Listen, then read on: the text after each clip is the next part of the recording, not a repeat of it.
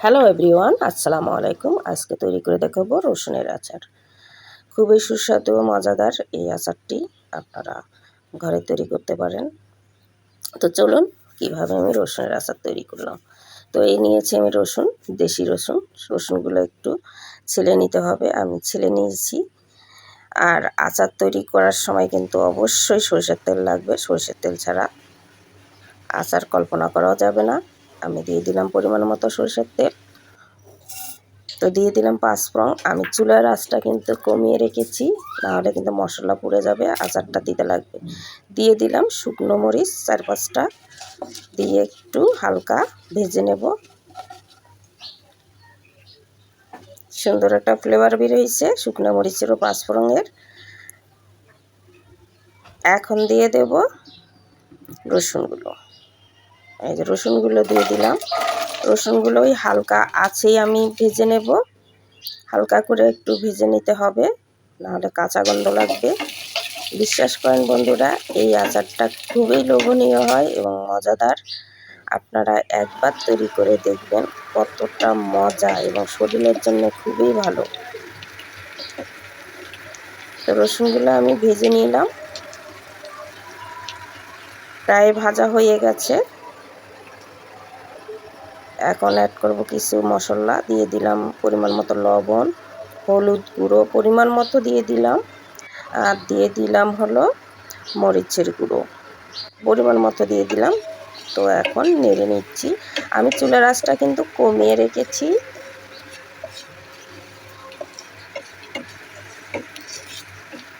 তো এইভাবে ভেজে নিলাম। তো ভাজা হয়ে গেছে, এখন মশলা অ্যাড করব। এখানে আদা রসুন বাটা নিয়েছি আমি 1 চামচ করে, দিয়ে দিলাম। তারপরে ভেজে নেব। এই যে আমি ভেজে নিচ্ছি, ওই তেলের সঙ্গেই ভেজে নিচ্ছি, না হলে কাঁচা গন্ধ লাগবে। এখন দিয়ে দেব সরিষা বাটা। সাদা সরিষা বাটা আমি দিয়ে দিচ্ছি, 2 চামচ দিয়ে দিলাম। আবার সরিষা বাটাগুলো মশলার সঙ্গে ভেজে নিচ্ছি। আমি এখনও কিন্তু চুলার আঁচটা কমিয়ে রেখেছি, একদম কমিয়ে রেখেছি। এখন দিয়ে দেব তেঁতুলের পাল। বন্ধুরা, কম বেশি সবাই তেঁতুলের পাল তৈরি করতে পারি আমরা। ভিডিওটা বড় হবে দেখে আমি তেঁতুলের পালটা আগে থেকেই করে রেখেছি। আমি 250 গ্রাম রসুন নিয়েছি আর 250 গ্রাম তেঁতুলের পাল দিয়ে দিলাম, আর দিয়ে দিলাম চিনি। আমি পরিমাণ মতো চিনি দিয়ে দিলাম। বন্ধুরা, আপনারা যে যেমন মিষ্টি খাবেন ঠিক ওই অনুযায়ী মিষ্টিটা দিবেন, চিনি দিবেন, কম বেশি আপনাদের রুচি। তো এইভাবে আমি নেড়ে নিচ্ছি। আমি কিন্তু এখন চুলার আঁচটা বাড়িয়ে দিয়েছি, কারণ তেঁতুল এবং চিনি থেকে কিছু পানি বের হবে, এজন্য চুলার আঁচটা বাড়িয়ে দিয়ে দিলাম। এখন দিয়ে দিচ্ছি বিট লবণ।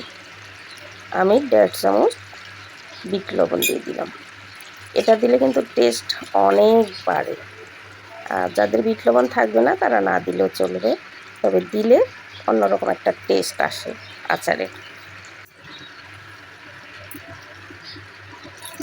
এখন দিয়ে দিলাম 2 চামচ সিরকা বা ভিনেগার। এটা অবশ্যই দিবেন, দিলে আচারটা নষ্ট হবে না, আপনি 1 বছর রেখে খেতে পারবেন।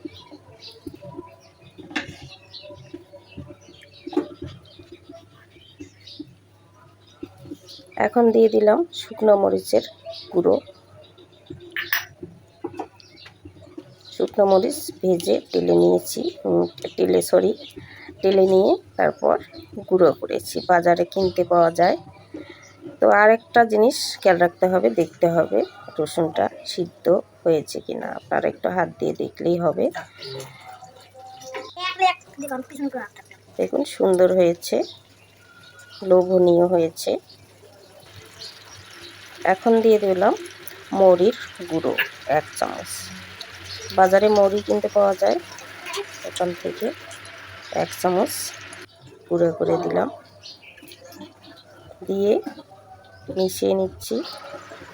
একদম হয়ে আছে। তো বন্ধুরা, আপনারা চাইলে কেউ আচারটা পাতলা করতে পারেন, অনেকে অনেক পাতলা করে। আমারটা একটু ঘন হয়ে আসছে, আমি নিজে থেকেই ঘন করেছি। তাই ঘন হয়ে আসছে। আমার আচার কিন্তু হয়ে গেছে। আমি টেস্ট করে দেখেছি, সিদ্ধ হয়েছে। তো আচার আমার রেডি। একটু ঠান্ডা হতে দেব, তারপরে তুলে নেব। তো ঠান্ডা হয়ে গেছে, আমি একটা কাচের বয়ামে উঠিয়ে নিয়েছি। অবশ্যই কাচের বয়ামে উঠাতে হবে। তো উঠিয়ে নিচ্ছি। আরেকটা কথা বন্ধুরা, এই আচার কিন্তু নগদেই খেলে, মানে রান্না করার পরেই খেলে কিন্তু স্বাদ পাবেন না। এটা 4-5 দিন পরে খেতে হবে। আমি এখন রোদে দিয়ে রাখবো। তো ভালো থাকবেন। আল্লাহ।